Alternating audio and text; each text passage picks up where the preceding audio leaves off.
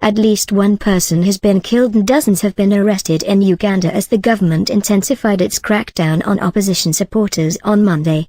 Police fired tear gas and opened fire on demonstrators in several locations around the country who were protesting the alleged beating of detained opposition MP and musician Robert Kyagulanyi, also known as Bobi Wine. One person was shot and killed and 5 others were injured when police opened fire on a minibus during one of the protests, a police spokesman said. The East African nation has been roiled by political tensions after Mr. Kyagulanyi and other MPs were arrested last week during a local election campaign in the northern town of Arua, when the convoy of President Yoweri Museveni was belted with stones.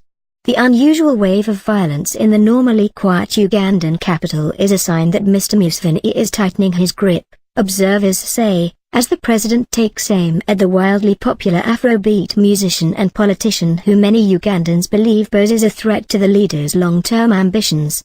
One of Mr. Kyagulanyi's drivers was killed in the fray, and the MP has since been charged with illegally possessing firearms and ammunition. Mr. Kyagulanyi's lawyer has said that his client has been tortured in detention and has suffered multiple injuries, claims that the president has called fake news. Mr. Museveni said on Sunday that he had personally checked with army doctors and that Mr. Kyagulanyi was not injured.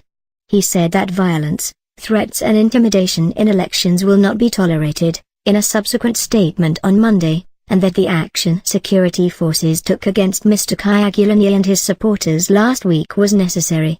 If the army had not intervened in Arua, a lot of people would have been killed by this Bobi Wine group.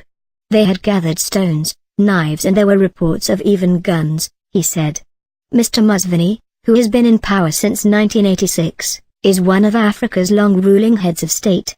In 2005 he amended the constitution to remove presidential term limits, and at the end of last year he signed a bill eradicating the country's 75-year-old presidential age limit, paving the way for the 74-year-old to run again in presidential elections slated for 2021.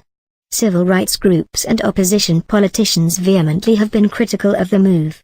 Uganda won its independence from British colonial rule in 1962.